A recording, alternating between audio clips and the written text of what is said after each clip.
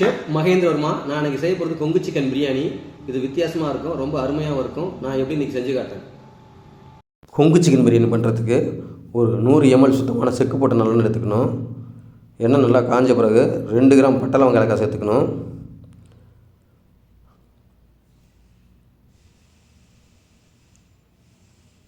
எடுத்துக்கிட்டு 50 கிராம் ஆட்டுக்கொழுப்பு சேர்த்துக்கணும். ஆட்டுக்கொழுப்பு சேர்த்து நல்லா வதக்கணும். கொழுப்பு எந்த அளவு சேர்க்குறோமோ அந்தளவுக்கு பிரியாணி ருசியாக இருக்கும். அதனால் ஆட்டுக்கொழுப்பு சேர்த்துருவேன்.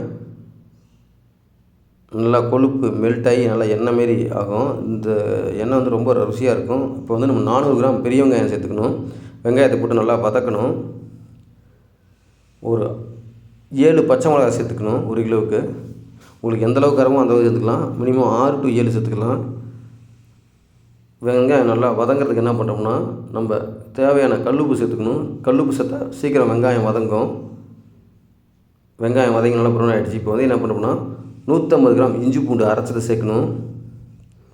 அரைச்சி சேர்த்து நல்லா வெங்காயத்தை சேர்த்து நல்லா வதக்கணும். அவ்வளோ எந்த அளவுக்கு நம்ம அந்தளவுக்கு ருசியாக பிரியாணி இருக்கும். இப்போ வந்து என்ன பண்ணுறோம்னா ஒரு 25 கிராம்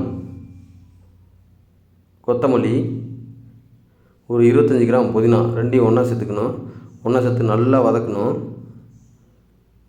இது வதக்கும் போதே நல்லா அரோமேட்டிக் வேறு லெவலில் இருக்கும், வாசனை வேறு லெவலில் இருக்கும்.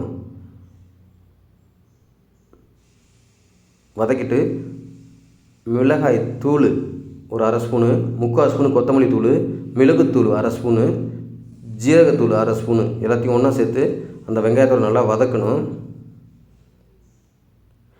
தக்காளி வந்து ஒரு 250 கிராம் சேர்த்துக்கணும். ரொம்ப சேர்க்கக்கூடாது. நாட்டு தக்காளி ரொம்ப அருமையாக இருக்கும். ஒரு 250 கிராம் தக்காளி நல்லா சேர்த்துட்டு என்ன பண்ணணும்னா நல்லா வதக்கணும். எந்த அளவுக்கு வருமோ அந்தளவுக்கு ருசி. கரம் மசாலா 1 ஸ்பூன் சேர்த்துக்கணும். 1 கிலோவுக்கு 1 கிலோ வந்து நம்ம 1 கிலோ சிக்கன் இதில் சேர்த்துக்கிறோம். சிக்கன் போட்டு நல்லா வதக்கணும். நல்லா வதக்கின பிறகு தயிர் ஒரு 200 கிராம் தயிர் சேர்த்துக்கணும். தயிர் சேர்த்து நல்லா வதக்கணும். நல்லா வதக்கியாச்சு.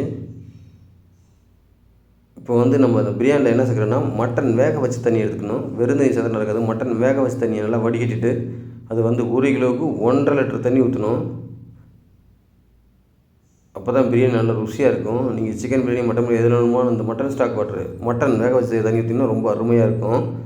இப்போ வந்து நான் 1 ஊற்றிருக்கேன். நல்லா வதக்கிட்டு 1.5 லிட்டர் தண்ணி நல்லா போட்டு நம்ம அரிசி 1 கிலோ அரிசி ஜீரக சம்பா சேர்த்துக்கணும். நல்லா ஜீரக சம்பா போட்டு நல்லா கொதிக்க விடணும். தேவையான அளவு உப்பு பார்த்துக்கணும். அவ்வளோதான். ரைஸு நல்லா வேக வந்துருச்சு. முக்கால் தான் வந்துருச்சு. இப்போ என்ன பண்ணுறோம்னா மேலே வாழை இலையை போடணும். நல்லா காற்று வராமல் இருக்கிறதுக்கு நல்லா வாழை இலையை போட்டு நல்லா அடைச்சிட்டு அதுக்கு மேலே ஒரு மூடியை தூக்கி வைக்கணும். இந்த மூடி ரொம்ப ஸ்ட்ராங்காக இருக்கணும். அப்புறம் நம்ம கறியை எடுத்து அந்த மூடி மேலே போட்டுணும். இப்போ கொங்கு சிக்கன் ரெடியாக இருக்கும். பிடிச்சிருந்தா லைக் பண்ணுங்கள், ஷேர் பண்ணுங்கள், சப்ஸ்கிரைப் பண்ணுங்கள். Thank you very much.